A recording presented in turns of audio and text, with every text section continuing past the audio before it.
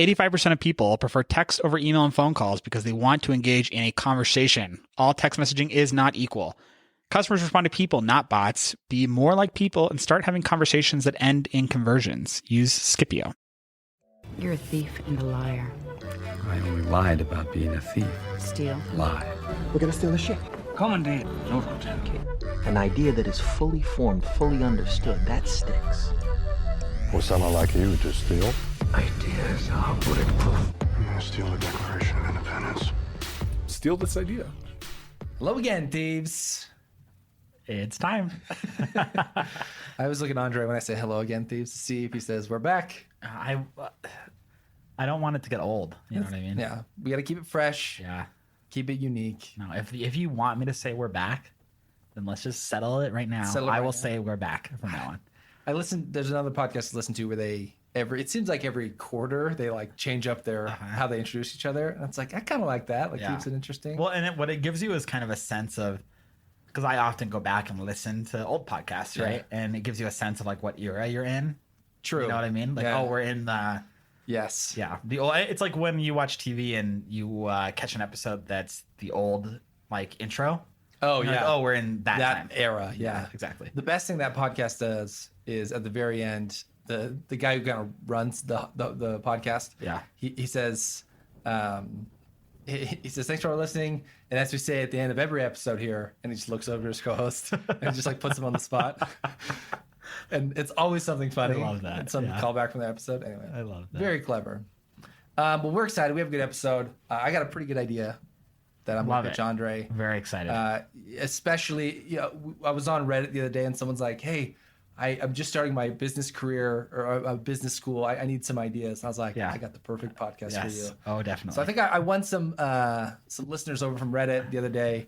But this is a good one for like, you want to take a crack at a business? Yeah. I think this would be a good, easy, not a lot of upfront capital. It's going to be good. Yeah. I'm looking for one of those. Like actually, right? So just I'm became excited. a trust fund, baby. Exactly. But before we get into that, I think we all know what it's time for. Good idea, bad idea. Good idea, bad idea. And we're going to do something a little bit different, Scott. I'm going to put you on the spot because you didn't know I was going to do this.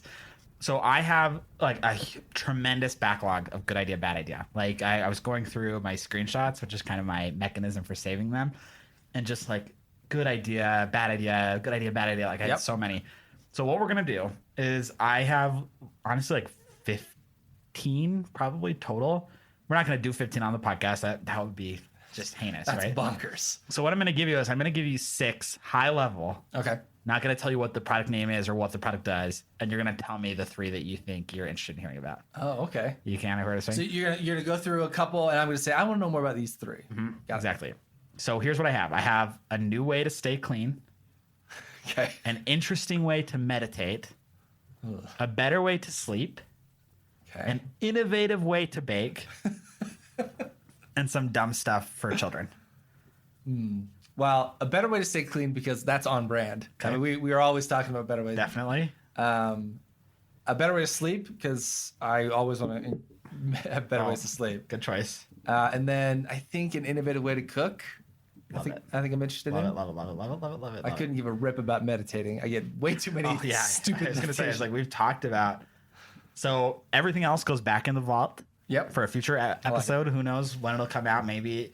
That's some sizzle right there. Like, I know, exactly. I need to know what that crappy kid stuff is. So let's start with my first link. Okay, so No Shinku? noshinku.com. I get this ad on Instagram, and I think that this is like the new hand sanitizer for millennials, celebrities, and millennials. Like this is like the Kendall Jenner hand sanitizer. Clean hands anywhere. Mm-hmm. So you know what hand sanitizer, like portable hand sanitizer, looks like. They're little tiny plastic bottles of Purell. I mean, they look that way for a reason. I mean, it's essentially like alcohol in a bottle. Like there's not much to it.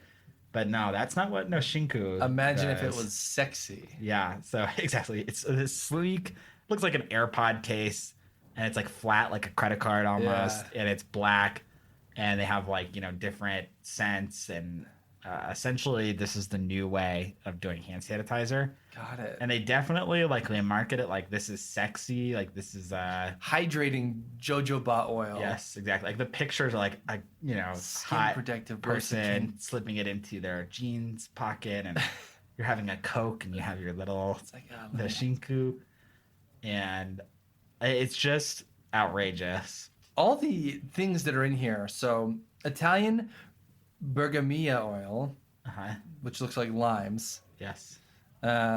Sugarcane based sanitizer. Moisturizing jojoba oil. Like, yes, I've never heard of half but of at these the things. end of the day, it's like the core of it. So you're right, they like drip some essential oils in it and they call it all this fancy stuff.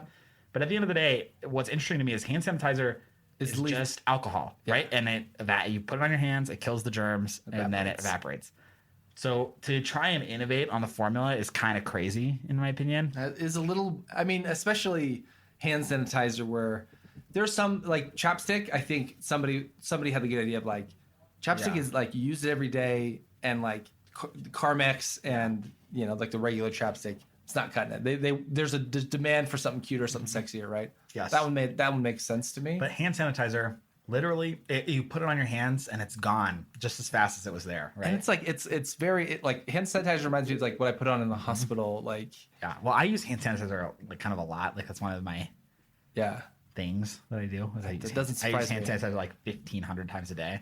But the whole, I mean, if I was paying $9 for hand sanitizer, is that how much each thing is? It's $9. Oh my goodness. Which, to give you a little bit of context, popular hand sanitizer, Bath and Body Works, is like fairly common. That's kind of what people go to. And they're little guys that are pretty substantial. You can get 5 for $7. So this is like way out of left field from a price perspective. Here's my other problem with this is I've used this mechanic before, this pump mechanic where it's like, it's like a Tic Tac bottle, but like the top of it kind of pushes down a little bit. Yeah. It is, I hate it. It is like the least enjoyable pumping action experience. Like, give me a squeeze, give me a real pump, give me literally anything other than this. I get why they did it because it's a small form factor and like that's how you have to do it, I guess. But I would rather just an open spigot that I could squeeze it out. Horrible. I'm so against this idea that I can't even speak. Like, because I love hand sanitizer. I hate the idea that somebody's trying to sell it to me for $9, or that we can make something that is it's like bottled water. It's like in that same category where water's all the same. All they've done is they've dressed it up and now they're charging you $9 for it. It's not right. But you can get a 3-pack for $24. Oh, no, you're right. Never mind. Save $3 whole on a 3-pack. That is such a good point. What a ripoff. Yeah. Okay. I think bad idea. Yes. So let's move on. Let's leave it in our past. I don't think, even if you just made Purell like sport that was like a little sexier, sure. But this is too much. No, they've taken it too far. Solitunes. So I love that you picked this because I actually bought this product. Really? Yeah, this is actually like I haven't used it yet. So Solitunes, essentially, it's a sleep mask that plays music. It has like headphones in there? The reason that I do this is because my spouse is a hard nothing can play in the bedroom. No sounds. Like no tapping on the window. No vent noises. If it's too windy outside, then it's like, oh, I can't sleep. And like a no light, it has to be literally a sensory deprivation tank in the bedroom. But here's the thing: is I cannot sleep without. Like we're in opposite spectrums of the universe. You like need something. Yeah, I need some sort of content, like an Audible or and headphones. That hurt. Yeah, after a while. AirPods are not conducive to sleeping in at all. So I've tried a couple products like this already. Like I had a headband that had little flat headphones in it. Sure. And this seemed like I think I had a beanie at one point that had. Yeah. So this is now where I've landed. And you've tried this? No, haven't tried it yet. Oh, but I was so into it that I was like, okay, I'm going to order it. And part of it's you couldn't have waited to order on the podcast as per tradition. I'm sorry. I realized after the fact, I was like, why did I even do this? And ultimately, here's where I'm landing though. Is one, after I ordered it, I learned that this is a Utah company, which, to be honest, makes me think that this is just Alibaba like stuff that they're just drop shipping on me. Yeah. So that is not encouraging. And secondly, one of the reasons I ordered it is because it's $50, and I like that it's actually more expensive because everything I've ordered on Amazon has been junk. Yeah. Right. So I'm like, okay, $50, like this should be a higher quality product. Can I tell you a funny story about ordering something chintzy on Amazon? Yes. So I am somebody who doesn't love to work out, but I love a shortcut, you know. Yeah. And but I think it was AliExpress or something like that. And there was one of those little like ab shocker things. Yes. And it was like $2. I was like, no, I gotta try it for $2. Not an ab shocker, not something that's like literally almost designed to hurt you. Yeah, so I got it, and literally exactly what you expect happened, which is I put it on, and it's like I just got electrocuted, and it was a horrible experience. Right. It's like I get why people pay for something. You want to pay? I want to pay a lot of money for an ab. I learned my lesson. You know, I learned my lesson. Anyway. So that's what I thought I had here, but I am now convinced because it is like just some dude in Utah. And what I knew is I got like a PayPal receipt back, and it was like his personal AOL email.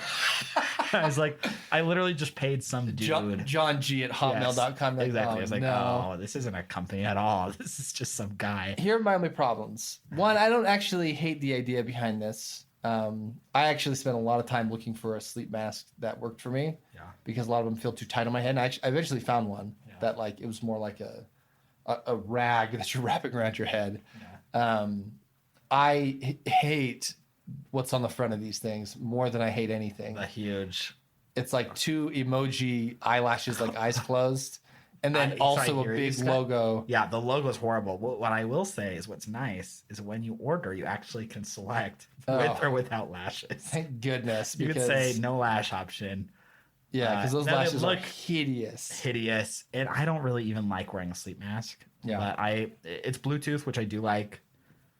It lasts 6 hours. Like what's the immediate giveaway outside of like if it feels chintzy is it when it Bluetooth pairs, if you hear your little Asian voice, Bluetooth connecting, you're like, oh no, this is drop shift. Yeah, I think I'm cautiously optimistic, and if not, I'll just drive to his house in Ogden. So this is a good example of we talk about branding here on like too silly, not silly enough, too serious, not. This is on the too silly side. Yes. If this was if this could go through a rebrand of like elegant and clean lines and minimal everything, I think it would do so much better. Yeah, agreed. So I'd say almost a good idea. Almost good idea. Yeah. And I mean, it was a good enough idea that I paid $63 for shipping to get it. You're willing to risk it. I'm willing to risk it, and enough. I just really hope that it's nice. I really, really, really do. Okay, rounding out the trio here. Yeah, already baked. So you wanted a baking idea, and I have one for you. So it's called Already Baked. I got this out on Instagram, and it was one of those times where I was just like, poor targeting. Like I'm so the opposite of what you want. But essentially, what they sell is pre-cooked, pre-baked cake layers, so that as a like potential cake decorator. You don't have to futz with the annoying part of baking the actual cake. Curious your thoughts. I'm not a cake decorator, and unfortunately, I'm sure that you probably aren't either. But I will say it. So it comes out to, from a cost perspective, picture one layer of cake, yellow cake, $6.50 a layer, and you have to get 10. You have to get 10 minimum. Coming out at $65 for. So let's say so that's 3.5 cakes that I could, if a 3-layer cake or something like maybe a couple 2-layer cakes. I have to imagine, I mean, from a cost perspective, I'm pretty freaking confident that to make it yourself is like 50 cents a layer. There's no way anywhere in the realm of $6.50. Of course. Yeah, this is what's strange about this is I don't necessarily hate the service, the concept. But it seems weird to be marketing it towards the broader population. This seems like what somebody should do. Like this seems like a life hack. It's like, hey, go bake 30 cakes all at once, and then it'll waste an afternoon, and then freeze them, and then take them out 3 at a time, and that will it's just kind of nonsense. Like, right? That's like a great point, which is if you're in the cake decorating community. This is a great tip. This is a great tip. Just make one huge day of we just make cake grounds all day. Yeah. And then freeze them all. And then you can churn out 25 cakes in a day as opposed to 5. Yeah. Yeah. This seems like a strange business model. Definitely a strange concept, but just interesting enough that I was I want to talk about this on the podcast. It's interesting to me that we can even live in an economy where you can make a business out of shipping people frozen cake to decorate. I wonder if it's one of those things where like somebody in a pinch, they have these on like a catering company and they're like, hey, we need a custom cake. Can you guys do that? And they're like, yeah, we can actually. And they like same day can like just decorate a cake really quick. If you're a catering company, then you're going to have the resources to just quick make I guess that's true. billion of these. I guess that's true. Like how hard is it to make 3 It's layers? not hard. It isn't. We know it's I could run this business. I'm sure that they don't want like boxed cake mix, but if they would take it, then it's just interesting. Yeah, I can't imagine this existing for very long. Well, Shippings and returns. Let me return my frozen and cakes. how what targeting got this to me on Instagram? Like, because I don't follow any cake decorators. Like, that's not a community I'm even 1% involved in. How many cake decorators are there? Is this such it's pretty like, I'm surprised that you don't maybe know more about this, because it seems like kind of like a Utah Valley thing. I mean, that maybe you have that as your side gig. Yeah, I guess it just seems like, are there that many? Like that many? There are. It's a big. I'm sure millions of Facebook groups. Yeah, I guess so. Well, I think this is good. Time? This is a good. Yeah, I think we're at the time. Let's see. Nosinku bad. Solitude's almost good. Already baked bad. Already baked. I don't know if it's bad. If you decorate cakes, let me know if this is a service that is even remotely interesting to you. To be like, yeah, I would love to just. I do know a couple cake decorators. I'll send this to them and see. Like, would you ever pay for this? I'm just curious. Maybe Maybe it's a huge like thing. Maybe I don't know. Maybe it's like a laundering money front. Perhaps That I would definitely believe. It's just audacious enough where the IRS would look right past it. All right. I want your idea. I'm excited. Okay. If you click the link, I am loading the presentation. Do you have to request for permission? No, I'm here. I didn't even have to request for once. We are cooking. We actually are getting good at this podcast. We're getting real good at this. So as you can see, Andre, the name of this company is called FlightStop. Yes. Now let me stop and quell what you think this might be right now. This is not a gas station. Okay.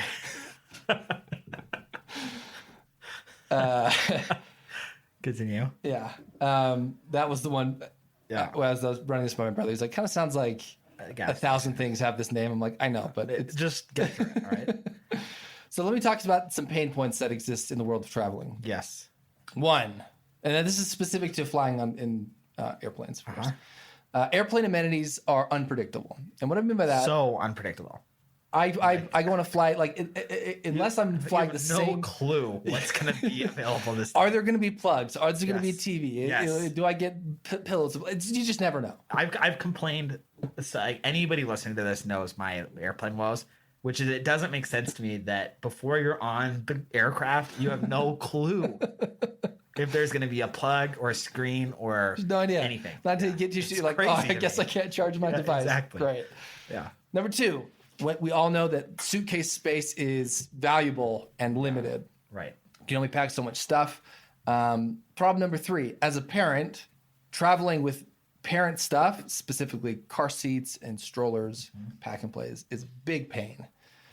Next problem is that inclement weather when you travel can sometimes really blindside you. You fly somewhere and there's a rainstorm or snowstorm, you had no idea. And then generally flying is not very comfortable experience. Like there's so much room for improvement in the flying world. So let me tell you what FlightStop is. FlightStop is a rental kiosk. Now, bits and pieces of this have existed in the past before. There used to be a service where you could like rent a personal DVD player and then return it at your destination, right? So this takes that concept and broadens it pretty substantially.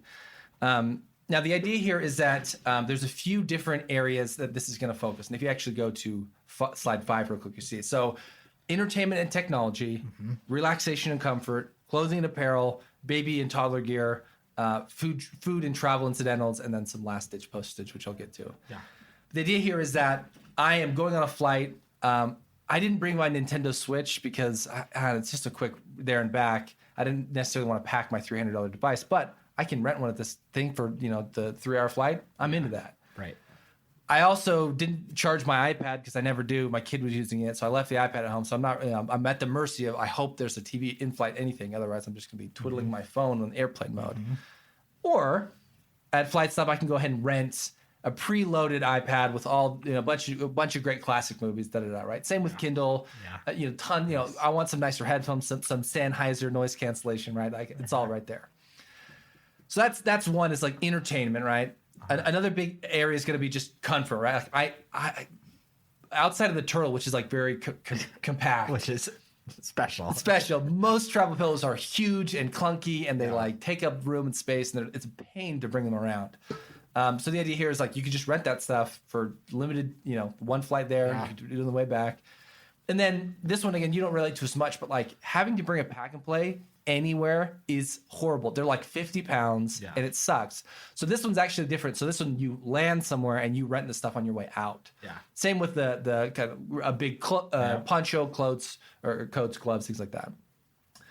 I think it'd be super easy to roll this out to every airport in the world.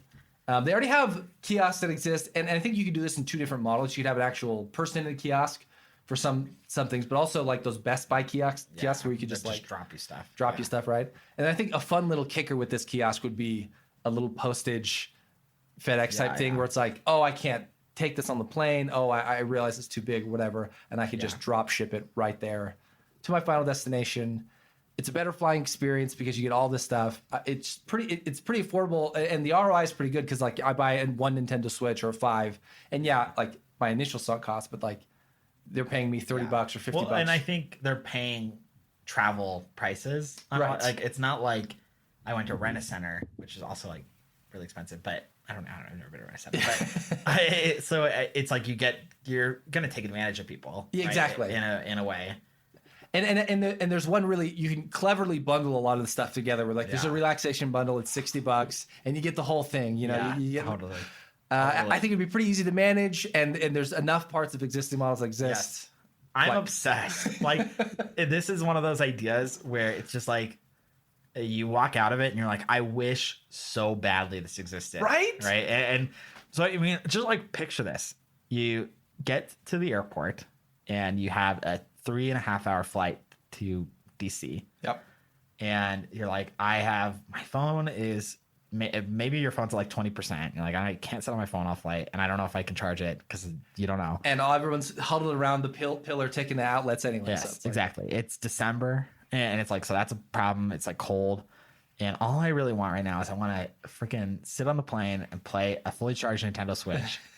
And I want a blanket with some Sennheiser, some noise cancellation, right? And it's gonna cost. I understand it's gonna cost me, but like I'm the kind of person that pays for Wi-Fi on the plane, like every single time too.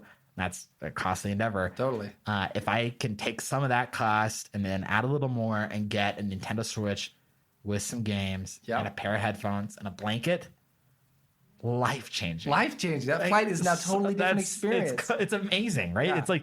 And I think like everybody, so many people win in this. Like you as a business owner, you are providing a useful service and you're going to make, like I said, a good amount of money. Like people would want this, right? And take something like a Kindle where it's like, I have my Kindle with some books that I want, but like imagine a Kindle that I've already bought 1,000 books on. And it's like, oh, there's this new library of stuff. Yeah. And you buy 10 of them. Yes. And it's like just rent those babies out. Whatever your flight, there's some books there. Like whatever type of flyer you are, there's packages for everyone. Yeah, I mean, even a kid package, right? Like a coloring book and like something like, oh, I didn't even think about this. Yes. Like why doesn't this exist? Right? It's very odd to me. So the closest thing that existed that I've seen as I've traveled, and I think it's not even there anymore. It used to be this like kind of a multimedia area. Yeah. Where you could rent like a portable DVD player with a movie and like which makes me think that there's not like some crazy law against it, right? It clearly is something that the worst you'd run into is on the multimedia side is like maybe there's some weird like I can't give you my library of movies. Yeah, maybe. I don't think so. But like you're not buying it, you're renting it. Yeah, you're renting it. It's my equipment. Like, I paid for it. I paid for it. Exactly. I don't know, but there could be something weird there. Sure. I understand that.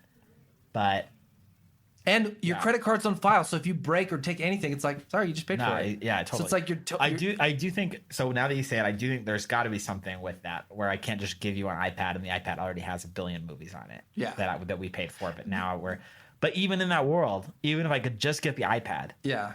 Then we're already talking. Like Yeah. we already got a conversation. We already Just because there's Yes. Wi-Fi that you Yes, can buy, or exactly. preloaded games. There's Yes. so much stuff. So many things that are potentially going to work Yeah. there. It's clearly an amazing idea, and it's an airport kiosk. Like it's not like you don't need some big huge space. No.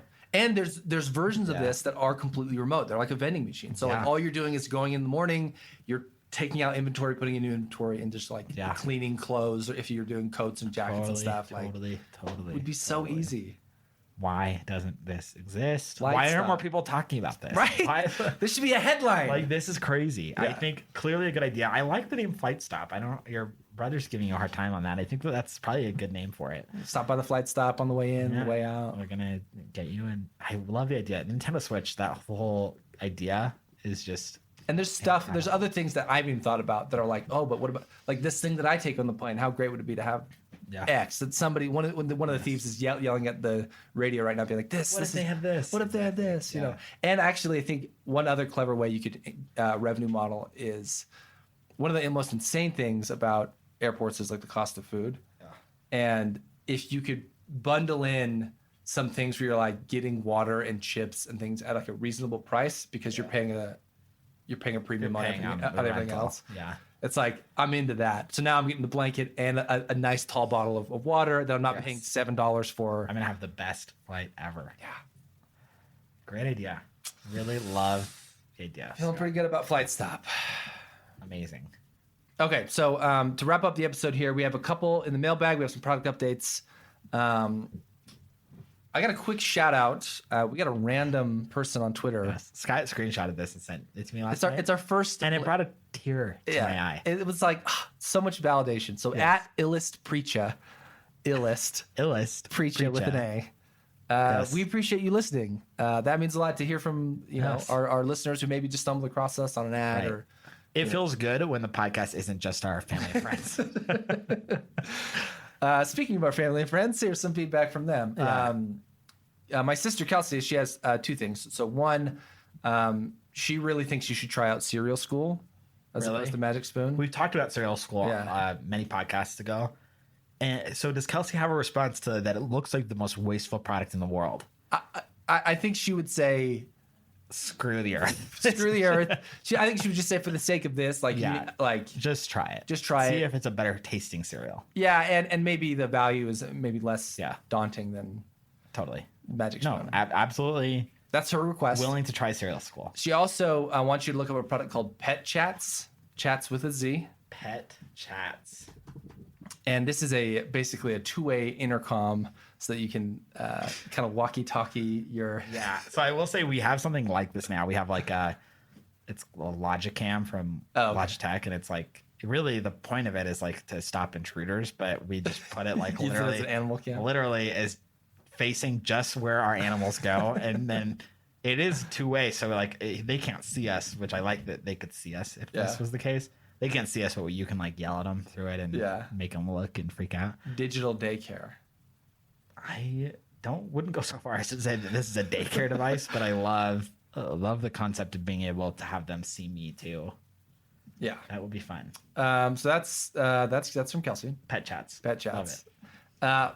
Mary, an old friend from back in the mission days, she I was hoping to get this in before the Halloween episode because it's Halloween themed, but she has an idea, a VR experience that's based around your fears. So you choose, I'm afraid of heights, I'm afraid of spiders, I'm afraid of this. And it's like kind of a Halloween, like you go and you face your fears VR experience.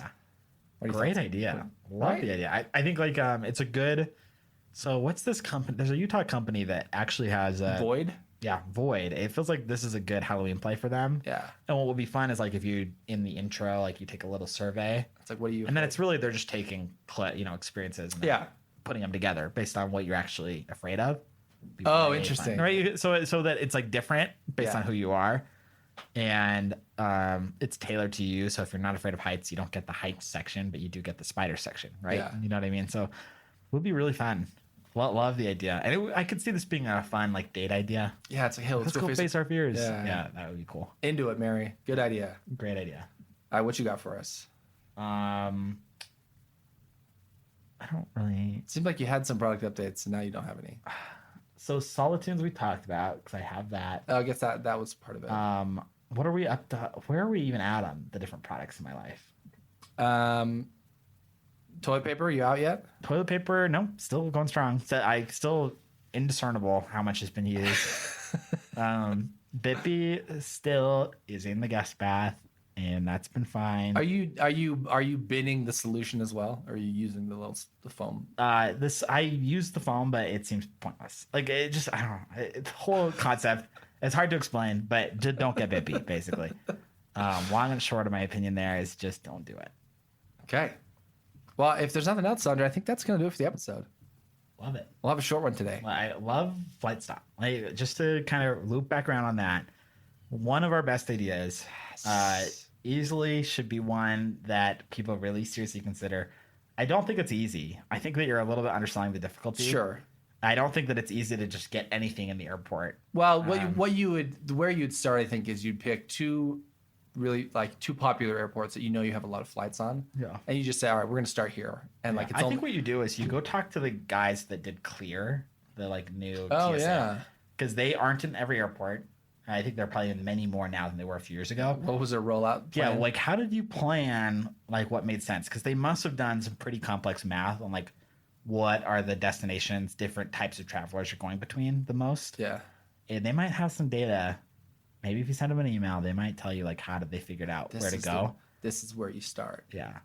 And they might say, these were our first 5 routes. And maybe airport real estate's really expensive. I guess I don't really know. But I can't imagine it is, because when I go to the airport and I see the kinds of stores that are there, yeah, I'm like this is chintzy. Yeah, there's so many, especially when you get out of the restaurant space, which are really big spaces with tables and kitchens and all these things. But when you get down to the kiosk space, the newsstand, I'm pretty sure this is not even a real company. I think that they're definitely, I'm sure it's expensive. I don't think it's just you just walk into the airport and start. Yeah. Well, that's the other nice thing is that some of this stuff you could do pre-security.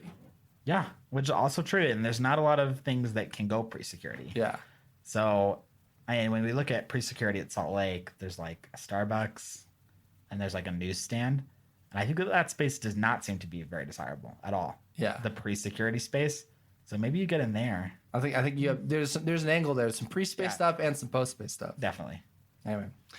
Thieves, Andrew's going to wrap us up here with the socials. Yes. Follow us on social media at Go Steal This Idea on Twitter and Instagram. Send us an email, idea@gostealthisidea.com. Rate our podcast 5 stars on everywhere that podcasts are, Apple Podcasts, Spotify, etc. Support us on Patreon. Go Steal This Idea. Yes, please do. If you've never chipped in on anything in Patreon, it's the easiest thing in the world. It's so easy. And what you're going to get is then we come on the podcast and we try more ideas. We buy more of these. If anything, we're doing, a lot of this stuff is stuff that people are like, oh, I'm curious about this. I would never buy it, but I'm curious. Imagine if we could take it that next step further and actually play around with it. Yes. No, this is actually better or worse. Exactly. Because there are things that you've bought. You're like, this was a mistake. Like the socket shelf. It's like, this is way better than you thought. Yeah, it didn't look good. It was great. There's a lot of things I would recommend. A lot of things I wouldn't recommend. Yeah. So we want to pass that along to you. We want to do more of that. Definitely. For the price of a one lunch. Exactly. For the price of a latte, as they say. You're saving children. Yes. Support us on Patreon. If not, at least throw us the completely free service of rating our podcast 5 stars. Yes. That's a no-brainer. And we're still, we got some stickers coming. If you want a sticker, submit an idea anywhere to us, ideally to the Gmail there. We will send you you a sticker. Just give us an address, I guess. Thieves, we love you. We appreciate you. And we'll catch you in the next one. Bye.